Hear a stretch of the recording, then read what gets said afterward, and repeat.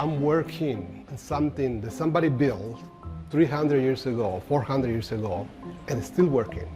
And I just imagine this clock is going through so much. Meet Jesus Pantoja.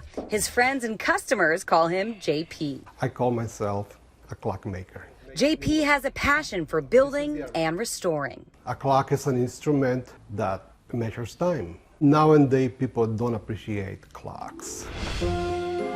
The clocks in his shop date back centuries. I have a clock that's from the 1640s. And many others from the 18th, 19th, and 20th centuries. Properly maintained, their lifespan is immeasurable. I think it can last up to 1,000 years. But as time goes on, even the masterpieces need repairs and restoration. JP is on a mission to recruit a new generation into the world of clockmaking. I know it changed my life. To make a broken clock work, you have to be able to understand the gears. They transfer motion from a spring or pendulum to the hands on the face. Each gear has to have so many teeth in order for the clock to keep time. If a gear gets damaged or a tooth goes missing, JP has the ability to surgically repair it.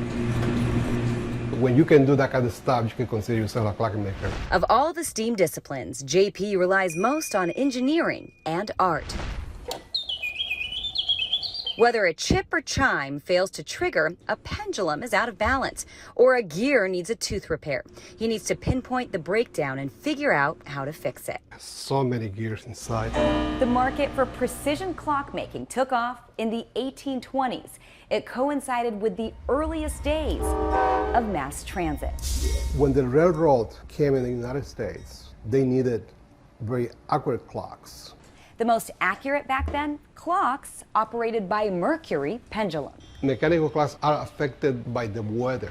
JP entered clockmaking 30 years ago after an injury forced him out of a job as a restaurant dishwasher.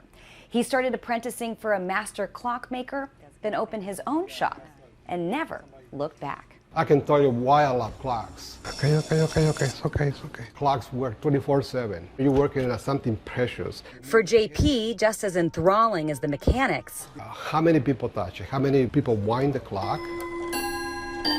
The history. how would you know if clockmaking is for you? First, you've got to be mechanically oriented. Next, You gotta be very patient. and finally, you have to have respect. Clocks, I mean, they're incredible. They're just wonderful pieces.